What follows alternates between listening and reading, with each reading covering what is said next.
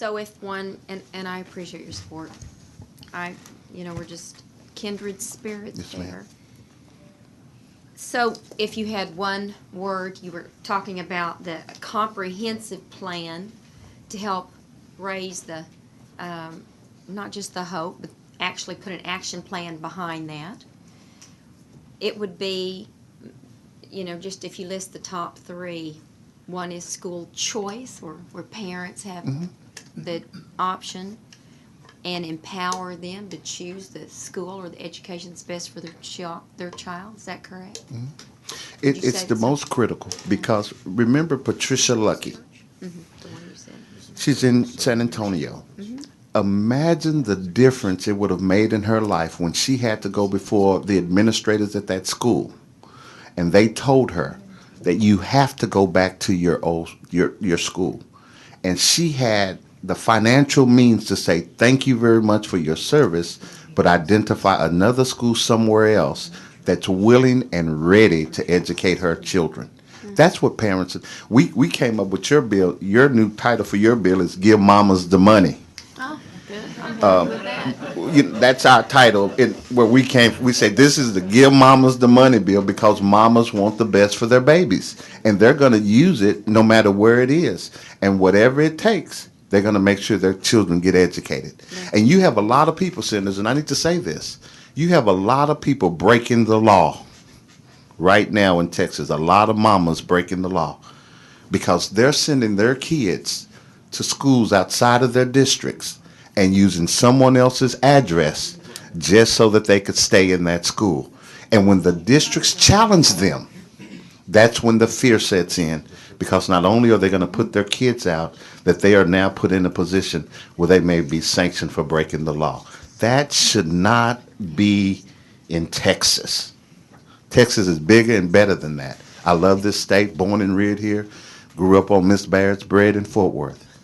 But we should not have the kind of failure in our public schools that we have and ignore it as if it doesn't exist. We're not focused on parents. We're not focused on performance. We're simply focused on the politics. And that, my friend, is the formula for disaster. Right. I can see how you derive that because it's let the dollars follow the child. Let the parents make the choice. No one knows better. Now, I'd like to ask Ms. Lucky, we have inter-district transfers. They wouldn't allow her that option. Did she know about that option? Where she legally, Has and the the right. others, they have the right to go to She those called other me schools. frantic, and I told her, if you're in a poor school, failing school, No Child Left Behind gives you the right to go check out another school. And in this particular case, she tried every option available to her, but they denied her at the door. I went to Selma a couple of weeks ago, and there was nothing more powerful than crossing that The Ennis bridge. Pedman's Bridge. But when we got back and was on our way on the bus, a little 12-year-old boy said, and they had to give a reflection, and it brought tears to my eyes, and he said, before I came to Selma, I felt like black lives didn't matter because he gets picked on. And this is a sharp little kid. But because he's one of the smart kids, he gets picked on. So he's now being bullied in a low-performing school because he's trying to perform. Right. Yeah. So if black lives do matter, and I believe they do, They do. then school choice must happen because that's the only way. I didn't get into this to down public schools. We got involved because parents were in pain because their children were suffering. And I've been doing it for 20 years, started a charter school, been working with school districts, been beat up by school districts, been sued by school districts, been dragged through the mud by school districts. But it's not going to stop this fight that we have to create true freedom in Texas for everybody. I think that they're just school choice, parents choosing where they want to send their child to school, and supporting our public schools. They're just not mutually exclusive. A Venn diagram, there's a lot of overlap there. Saying that, I just want to make sure that you come by our office or call Stephanie and let her know about Miss Lucky so we can look at the school, find out why she was turned down for the inter-district transfer. because It's two different districts. I know. So that's intra-district. They could do that. Intra is all within All of one, it. change the Oh, campus. wow. Inter, you're allowed to go. We passed that last year. You're allowed to go to a different district.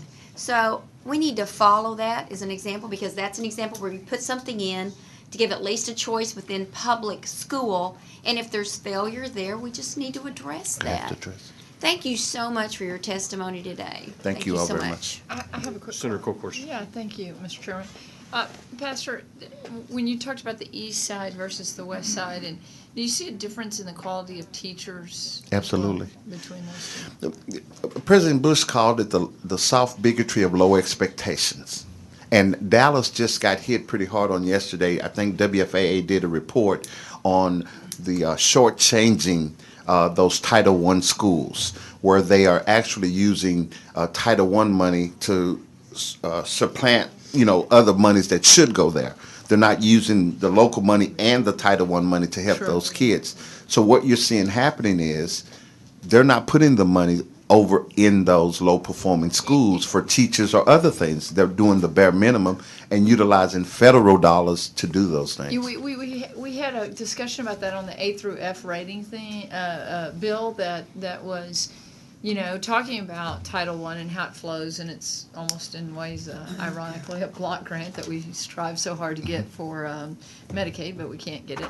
And they were talking about, if we had a clear delineation of rankings of schools, and you saw that a campus was, a D or an F, and parents would say, well, why? Why is that a B over there and an F over here? And maybe the money would then be pushed to those schools as well. So there's a number of policy triggers that I think we're looking at to give empowerment to the people. That's a way to say it. The schools and the madness of the monopoly is doing the same thing to you all that they do to poor people.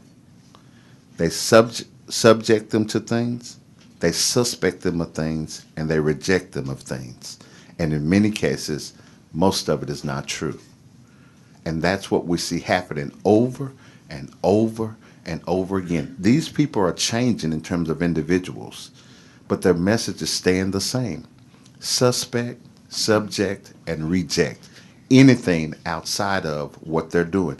If they were performing at a 70 above, 80 above, I would say great. But the reality of it is the failure rate in my community is horrific, and it's somewhat criminal, because what we've seen in all of our research, and I'm not trying to be dramatic, is that the issue is not poverty. The issue is not zip code. The issue is institutional racism and unlawful biases. And so when you talk about funding, when you talk about other discipline, and when you talk about quality of teachers, you will see clearly that poor kids don't get the same as kids on the other side of the tracks. Thank you, Pastor. All right, thank you. Thank you, Pastor. Appreciate it.